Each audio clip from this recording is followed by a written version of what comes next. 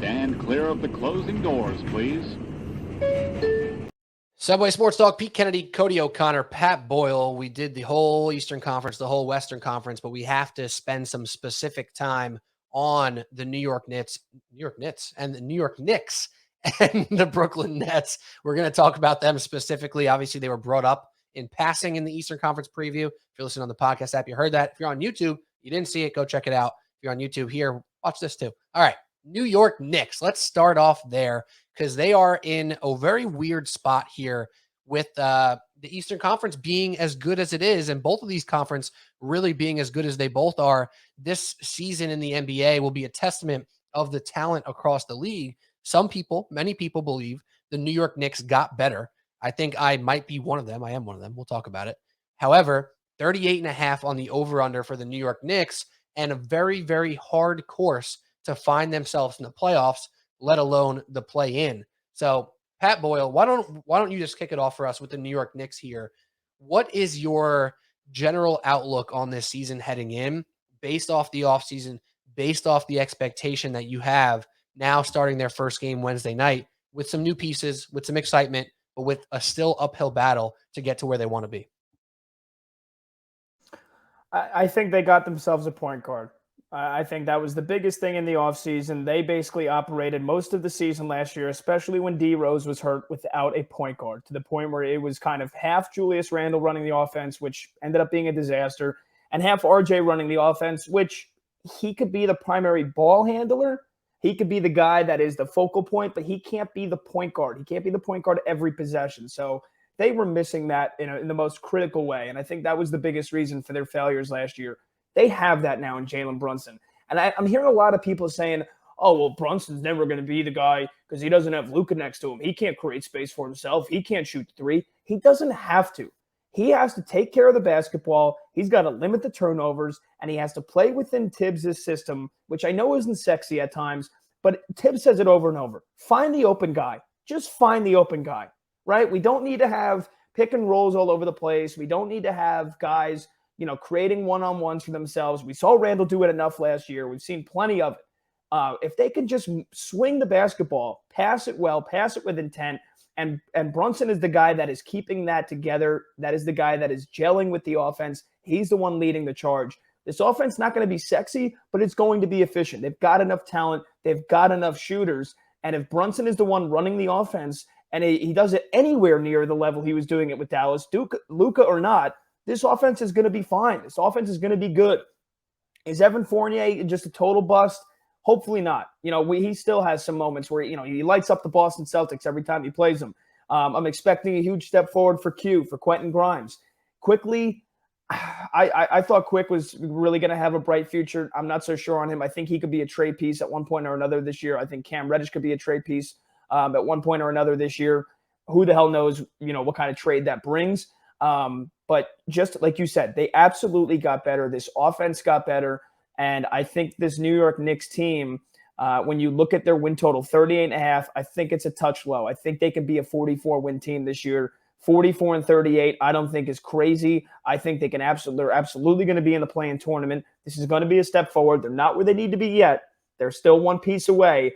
But I'm glad, honestly, and I say this truthfully, I'm glad that it worked out that they didn't give up the farm for Donovan Mitchell, because I'd rather them get their point guard and be one step closer to making the next move. And I think this year is going to go a whole lot better than last year. I have a lot of quiet optimism within this team. I'm not expecting crazy things, expecting 44 wins. I don't think that's nearly out of the realm of possibilities.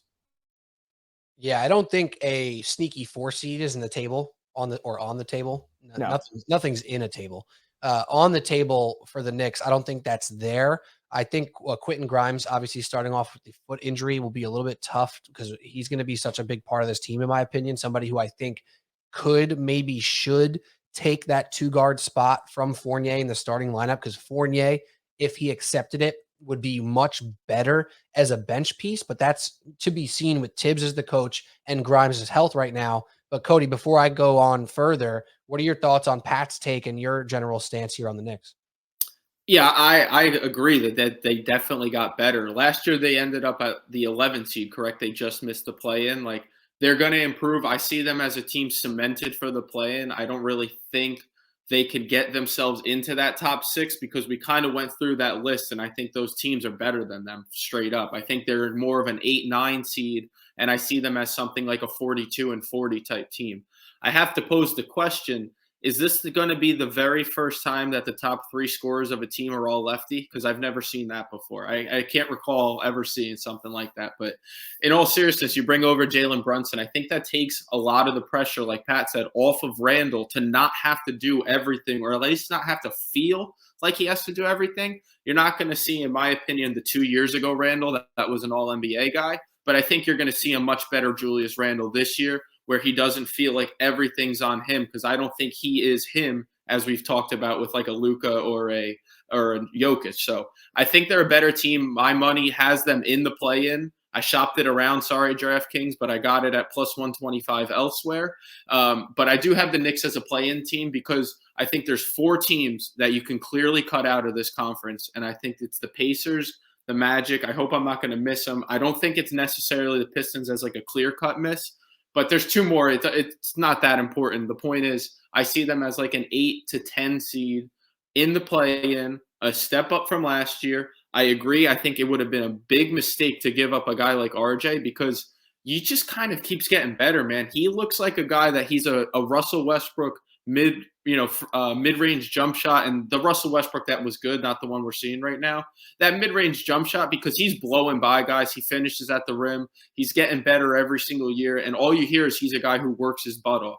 So keep working, RJ. Keep improving. Good on them to not give that up. People didn't like them getting Jalen Brunson for $100 million. Well, in 2 years, the cap's going to go up, and that's not going to matter at all. That's going to be like a mid-level contract. So I think they made good moves. I think they improved. I see them as a play-in, and to me, if you're a Knicks fan, you take that 10 out of 10 times. I don't want to reiterate everything you guys said, but I do agree with a lot of it. I do want to mention about Julius Randle. One thing that he said in the preseason here that I loved is that he thought this is more of his words, and I'm paraphrasing, but he thought he knew what leading was after that season where he went off and was an all-NBA player. And then he realized after last year that he didn't know what leading was, because he wasn't that same guy when their backs were against the wall, or when, their face was in the sand and they weren't the team they were the year prior, and his numbers weren't the same. I think that's a true sign of maturity. And I think him mending his relationship with Knicks fans is going to be important. And now with Jalen Brunson, it's going to be a split, I think, on Knicks fans. And Cody, as like a non-Knicks fan who just is a New Yorker who pays attention a lot to the team, you might be able to see this more unbiased.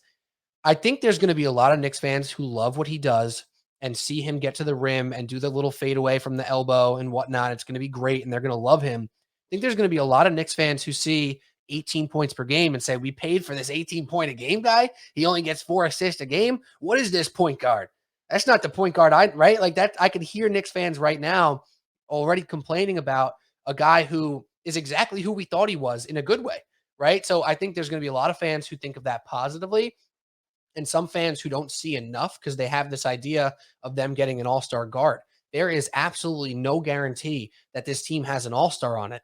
There's none, no guarantee at all, because it might be Brunson, Randle, and Barrett all at 18, 19 points a game, and that might be the best thing for the team. It won't be the best thing for the box office and for the all-star votes. So I think the Brunson crowd is going to be split, and I think that's okay because he can handle it.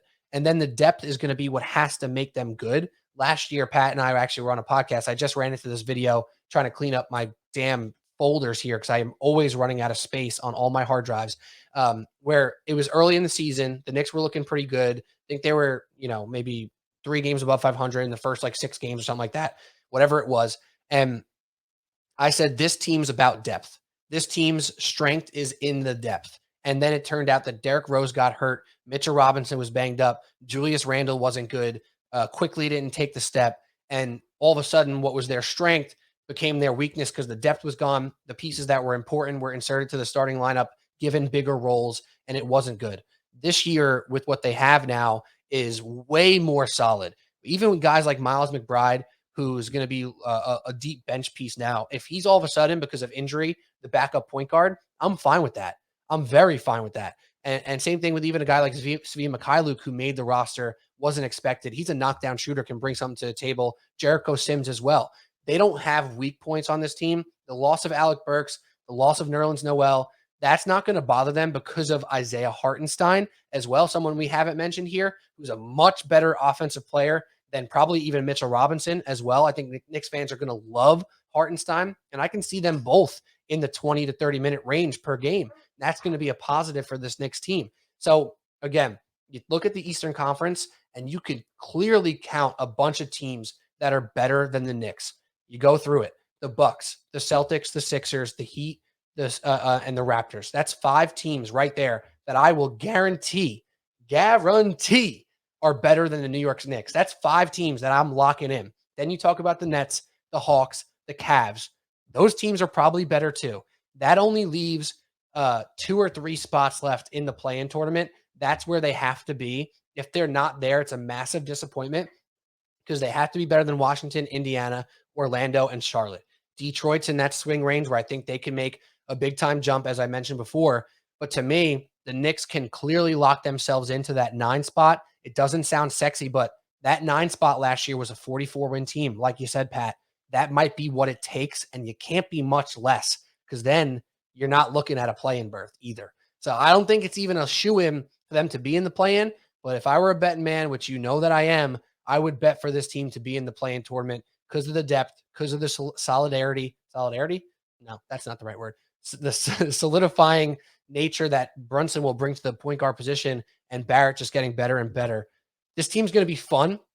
They're not going to be sexy, Pat. Like you said, they are a play-in team through and through. What are the odds on that, Cody? What did you say? I got it at plus 125. Yeah, and I'm seeing here on DraftKings it's plus 105. So, go grab the better odds, personally, or whatever. DraftKings ain't listening hour 30 here on the podcast. So it's all good. That's who they are. That's the New York Knicks story this season. I don't know if you guys have anything to add to that. No. All right. Awesome. New York Knicks, can't freaking wait. It's going to be fun.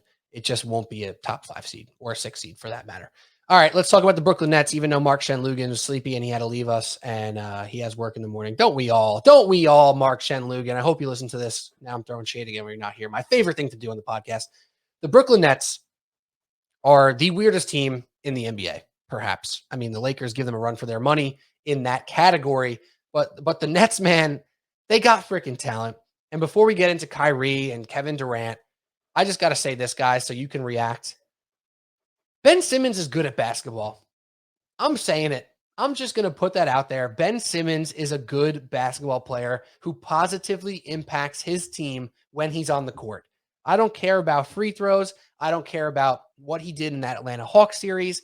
He's a weird guy, kind of, but he's freaking good at what he does. He's amazing in transition on offense. He's an incredible defender, probably top 5 to 10 in the league as a defender. And something that the Brooklyn Nets lacked wholeheartedly last year was pushing the ball on offense in transition, because Kevin Durant is awesome in transition if he has a running mate. And defense was an issue with this team last year as well. If Joe Harris comes back healthy, Seth Curry is another great shooter on this team. Patty Mills and Cam Thomas can do it. That team is built for Ben Simmons. I am putting my chips in. I'm putting it on the table, and Ben Simmons is good at basketball. Does anybody have anything to say?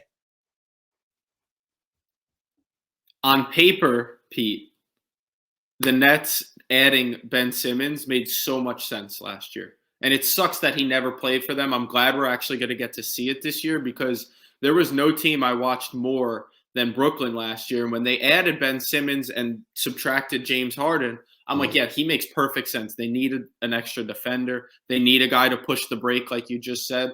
And I think actually Ben Simmons is the number 1 defender in the NBA when he's right, when he's healthy. He is as versatile as it comes. He could guard 1 through 5. He's strong enough to guard a Giannis. He's quick enough to guard Kyrie Irving, even though he doesn't have to do that, obviously. I'm not going to sit here and harp on these question marks that are the Brooklyn Nets. Like, that's what they are. They're a question mark team. But, like I said, the game's not played on paper. I was waiting to get this in. If it was, my Giants would not be 5-1. We see what that roster looks like. I was hoping Shen was here when I said it, but it's fine. He can listen later. But like Brooklyn's primed. They have the talent. They have the guys around them. They have a superstar, Kevin Durant. Is Kyrie Irving going to play, or is he going to take more PTO than the rest of America? It's like that's what their question marks are. They are there together. If they play, if they're on the court, basketball-wise, it makes so much sense. Ben Simmons is such a good ad for them. He hides a lot of their defects. I like Nick Claxton a lot. I think I like him a little more than most people do, and he kind of has gotten better. He's gotten a little bit more of a touch around the rim. Pat's shaking his head. No, he'll get his chance in a minute. But they've got a dead-eye shooter in Seth Curry. They got Joe Harris coming back, dead-eye shooter. You could put Kevin Durant as a dead-eye shooter. His numbers through his career show that. They've got the scoring. I think Ben Simmons brings the spacing. You don't have to harp on what he doesn't do. What he does do is perfect for this team, and I'm so excited we get to see it. At least I hope. I think we're going to drop this tomorrow. The Nets play tomorrow. None of them could be playing by the time this comes out. Like, we just don't know with that team. Yeah, I think the Nets are a walking disaster once again this year. I think what can go wrong will go wrong with this team. I don't think anything has changed with the mental and the, chemistry makeup of that is leading the front charge for this team with Kevin Durant, Kyrie Irving, and Ben Simmons.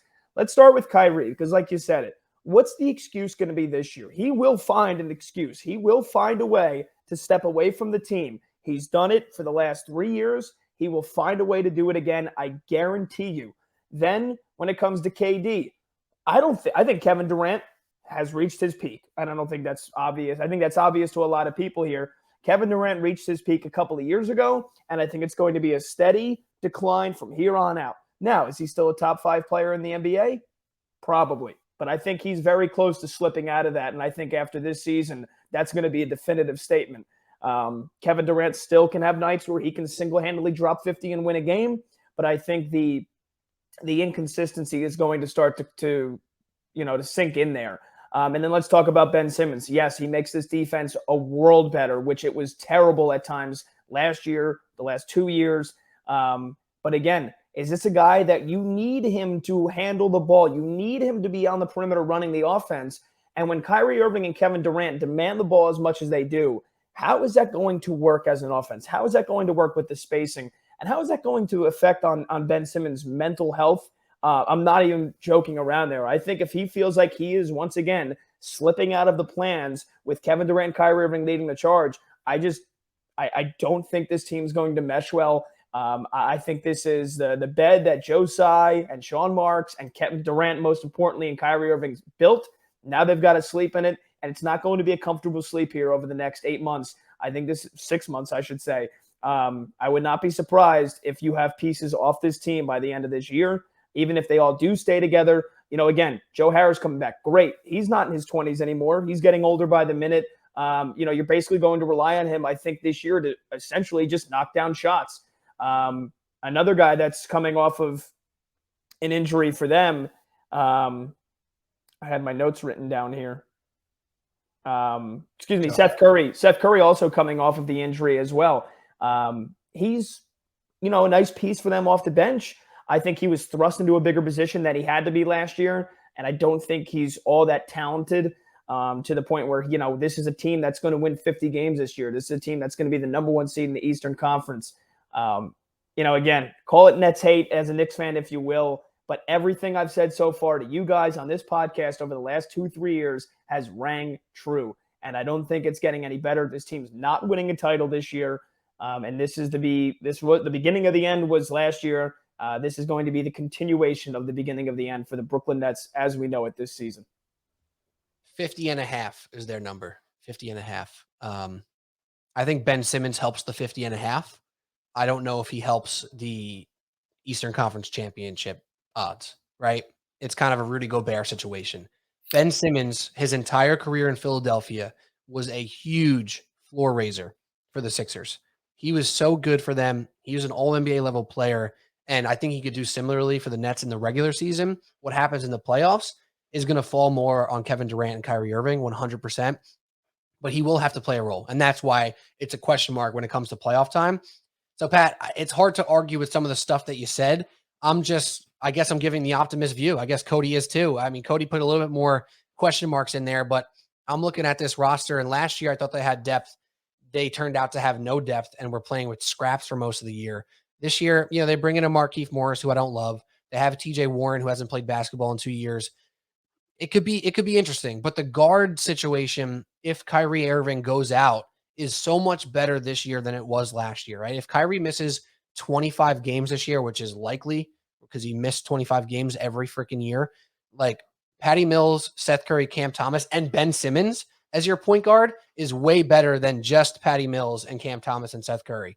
So then you bump up some of the other guys into different positions, and defensively you don't lose anything, right? So I think from a regular season perspective, Ben Simmons really raises their floor. And last year, with all the debauchery, with all the BS, this team won 44 games. They made the play-in. They made the playoffs after winning their play-in games, and they got swept in a series against the Celtics that people forget was much, much closer than most sweeps are. A lot of those games hung in the balance late into the fourth quarter, and a couple shots here and there, it could have been a very different series. I'm not saying they should have won it, but it could have been a 6-game series easily, and it would have made us feel more respectable about them. It doesn't matter. It's a new team. It's a new season. I'm pro Brooklyn Nets. I think they get to 51, 52 wins, not betting it because all the things that Pat said are very, very possible, but I'm going optimist view. I'm going pro Ben Simmons, and I'm saying the Nets are going to be successful this year in the regular season. And really quickly too, just to answer Cody about Nick Claxton, I mean, he's a waste of space more of the times than he is a productive player on the floor for them. That's a guy that has a lot of talent, has a lot of potential. And that's why it's so frustrating to watch a 23-year-old basically make no steps forward, in my opinion, outside of, just getting more free dunks underneath the basket. At times, he does nothing for the offense. He is a guy that is a virtual non-threat outside of 10 feet. And his defense, you would think that, after averaging, 1.3 blocks 2 years ago, that he would have taken a step forward. He took a step back, in my opinion, watching him, the way that he defends at the rim. He gets taken advantage of a lot. He's very clumsy with the way that he gets out to the perimeter. He can't defend at the perimeter, in my opinion, from what I've seen. So to me, Nick Claxton has been a disappointment in my eyes over the last couple of years. Cam Thomas, another guy. I thought this guy was on pace to, crack double digits points per game easily. And then just kind of fell out of the plans, even when things went haywire. And his play kind of resembled that. I mean, there's times where he couldn't hit water if he fell out of a boat from deep from three. He only shot 27% for the season. And I thought that was a kid that had a very, very bright future. Maybe that's harsh of me coming off his rookie season. He takes a big step forward this year. But I think they have a lot of guys that they signed to in this year and, made offseason additions. Markieff Morris, he's a veteran. Does he really do anything for this team? Is he going to be playing meaningful minutes come April? No. Maybe that's a problem. Royce O'Neal was the big offseason acquisition, and to me, underrated. I don't think so. I disagree, Pete. I think that Royce O'Neal is a guy that, has had ample opportunities to take big steps forward with Utah over the last couple of years. Yes, he's a solid defender, but he's had ample opportunities to take steps forward offensively and refuses to do that. His free throw percentage after he shot 85% last year, I'm like, all right, awesome. This guy can get to the rim. He can get easy points. No, his percentage dropped down. His field goal percentage slightly got a little bit better, but for the most part, he's been the same exact player for the last 3-4 years, which is a slight uptick in defense. So you have him as well. And, other guys, Patty Mills, congrats for sticking around, but Patty Mills had way too many games last year where it's 0 for 7 from deep, and he's just a total non-factor.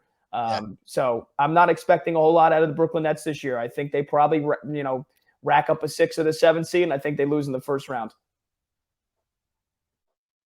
Man, that Patty Mills signing, I was so excited about at the time. I know you were about it. Yeah, it looked good for a long time.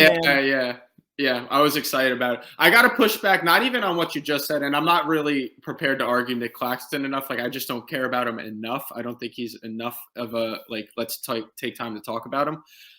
KD dropping off, even if he's reached his peak. He's in year, 15? But his game isn't predicated on athleticism, and he now doesn't have to do everything, which he's had to do the last 2 years. That's why Ben Simmons is so important. KD doesn't have to sit there and be the primary ball handler, be the best defender, be your rim protector, your rebounder. He could kind of take it easy a little bit, focus a little more offensively. And like I said, that mid-range ain't going anywhere. He can shoot that when he's 55 years old. It'll still be sweet. And Joe Harris, another guy that his game's not predicated on athleticism, so him coming off an injury doesn't concern me that much. The shooting stroke should be there. He's one of the top, I think, 5 to 7 like all-time three-point percentage guys in the league. And Seth Curry's on that list with him too. So that's why I think their spacing is just going to be fine with Ben Simmons in there. You got shooters all around him.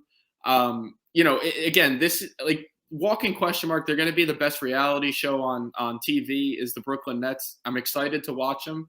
I will be a strict no bet Brooklyn Nets for a while. I hope. I'm not good at being strict with that stuff. I'll probably bet them in like night 2, but they have to be stayed away from as far as a win total, because it can just go anywhere from 35 wins to 55 wins as I see it. And one last thing, Pete, before you jump in here. The points you guys have both made are very valid. On paper, this should work, but it's not going to. It's not going to. They're not well coached. Steve Nash, I like him. He's not a good coach. And that's Kevin Durant and Kyrie Irving's decision. That's who they wanted. You need an actual coach to run this team to be able to keep things together. You need a manager, if you will. Steve Nash is not that. And I think that's another reason why, where you think things on paper should work out, in real life, when you put this team on the floor, on the road, together for 6-7 straight months, things will go wrong. What can go wrong will go wrong. The Brooklyn Nets should rename themselves the Brooklyn Murphy's Law, because that is what is going to be their season this year. So many good points. I wish Mark Shanluga was here. I really do, because he would be out here saying that Kyrie's going to average 27 and Joe Harris is going to shoot 52% from 3. Who knows what would come out of that guy's mouth with his hype on the Brooklyn Nets. We would have to pour some water on him. But he's sound asleep now. We'll get some Brooklyn Nets thoughts from Mark in the near future, I'm sure. I'm excited, just like what Cody said. I think the best point you brought up, Cody, though, is Ben Simmons relieving some of that pressure defensively from Kevin Durant, and the multitude of ball handlers that can help that as well. We shall see. 50.5 for the Brooklyn Nets, 38.5 for the New York Knicks. Let's just very, very quickly make some MVP picks and some bets on some different awards. So quickly, Pat, why don't you give me your straightforward MVP bet and a long shot? Straightforward. I think it's a three-peat. I think it is a three-peat for Jokic, and I feel like just the way that the league has gone and the way the voting has gone, if it's not Jokic, this would be the year Joel Embiid wins it. So I think once again, it's not very sexy. A lot of people are going to be bored by it, saying the same old argument, but I think it's Jokic and Embiid. I think Jokic, once again, delivers the goods. But if it isn't Jokic, it's going to be Embiid in terms of the MVP. I love that take, because I think so many people are very quick to say Jokic can't win it 3 times in a row. It's not going to happen. Voter fatigue, yada, yada, yada. That we hear all these things. But if he does exactly what he did last year, or even a little bit better, and they're the freaking 1 seed, what are we doing? This guy might be a 3-peater. It's serious, bro. This guy is no joke. That's why it made me so mad last year when Philly fans were acting like Jokic didn't even have a spot in the race, that it was Embiid or you didn't watch basketball. Philly. They were telling on themselves constantly. Everybody who said it was Giannis, everybody who said it was Jokic went, man, this is such a tough MVP race. Embiid deserves it. Giannis deserves it. I just give the slight edge to Jokic. And Embiid fans are out here like, oh, Jokic, what? His VORP is high? That's why he's the MVP? No, he's fucking awesome. You watch this guy ever. Watch him one time on any night. Tuesday night against the Kings, Thursday night primetime against the Warriors. It's 26, 9, and 9. What are we talking about? Thank you, Pat. I got worked up right there. Holy hell. Just need to get that out. Cody, 1 straightforward, 1 long shot MVP. Straightforward, not sexy, odds-on favorite, Luka. Like he's lost guys around him. That's like the prime recipe for a guy to win MVP, is to carry his team that's not so good to a spot where he's gone above expectation. I'm part of that like media who's like, Jokic has to go above what he just did. I love the guy. I feel like I'm going to have to like sound like I'm bashing him, but has there not been a 3-peat since Larry Bird, if I'm not mistaken? Like even LeBron didn't get his 3-peat because the media just gave it to Derrick Rose. LeBron was better that year. Like, let's call it like it is. So Luka, I think, is my odds on guy. And how can I not choose Zion Williamson in my Williamson? Sorry, it's late. How can I not? I just hyped up the Pelicans for an hour and 45 minutes on this podcast. There's no way he's not the sexy 22-1 pick. Give me Zion to bounce back in a big way. Pelicans top 3 seed, 50+ wins. Book it. Ooh, I love it so much. I almost clicked Zion before you said it because I knew you were going there. Why not, bro? If he plays, I think he needs to play 68 games. Right? Like if he plays 68 games, 24 points, Pelicans are a top 3 seed, like you said, he will 100% get that buzz. And you might as well throw a sprinkle on plus 2,200 because if they're a top 4 seed and he's averaging 25 points a game, he ain't going to be 2,200 for long. It'll be up to plus 1,000 before we blink. It'll be early mid-November and his odds will be cut in half. So I love that, Cody. That's a great long shot pick. For mine, my straightforward one is Giannis. I think this dude does everything.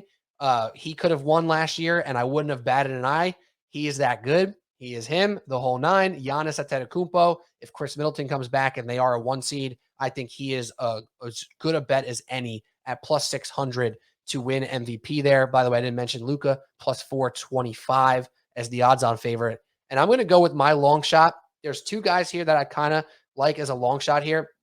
My first one, I'm going to go with Ja Morant, plus 1,500. If he doesn't get hurt this year and they're a top 2 seed in the Western Conference, I think he's going to get some of that buzz because he's just an absolute highlight all day, every day. In the preseason, I mean, I don't know anybody in the preseason who looked that much better than they normally do, that much more explosive. This guy is cut from a different cloth. Absolute savage competitor with a skill set like no other. I mean, it's Derrick Rose with some extra juice right now. Like that's how it looks. Like I was talking early Derrick Rose. That's how it looks from Ja Morant. And if they're that good, plus 1,500 is great odds. And then I'll throw a little bit of love at Jason Tatum, plus 1,400. He's been kind of knocking at the door of the conversation for the past couple years. Last year, obviously, the season started pretty poorly for them. If he didn't have that really poor start, I think he could have been in the conversation last year. Why not this year? I mean, I don't trust the Celtics to be a number 1 seed in the Eastern Conference. That's what it will take for him to get there. But if he is continuously getting more efficient and attacking the rim and sprinkling in just a little bit more playmaking, right? Like if he gets those assist numbers up just a little bit over in Boston, plus 1,400 for Jason Tatum feels like an actual opportunity there to cash in on that bet. So I'm going with Giannis as the straightforward, Tatum and Morant as the long shot. So we got. What an NBA preview, an hour 40 of just NBA talk, just a couple junkies over at the corner of the 7-Eleven in the alleyway, just snorting NBA right up their schnozzle. Whew. Oh. Cue up, what is it? What is the meme? The dude in the bathroom with the crack the crack spoon or whatever. I like the Elmo one with the Elmo's just face first in the whole pile of white powder. That is us in the NBA right now. I'm so excited. And it's hard to be like incredibly excited because week 7 of the NFL, the Yankees in the ALCS, playoffs for baseball. But man, NBA's back. Let's fucking go, baby. That's it. Subway Sports Talk. Cody O'Connor, thank you for spending some time with us. Mark Shenlugan, shout out to him too. Pat Boyle, as always, shout out to you, my friend. Anything to plug before you go, Pat? Nope. Nothing for me. All right. Pat Boyle, 44 on the Twitters and the Instagrams. Cody O'Connor out there somewhere on the Twitter, aren't you? Yeah, I'm kind of out there. I don't tweet much. At O'Connor_06. You don't need to follow me. There's no real reason to. It's okay. No, I don't know if anyone will anyway, but just in case they wanted to. At Pete Kennedy, 2 Ys, at Subway Sports Talk, Instagram, Twitter, TikTok. You know the deal. And on YouTube. Thanks for listening, everybody. That was the NBA mega preview. Knicks, Nets, extra sauce. That's it. Cheers.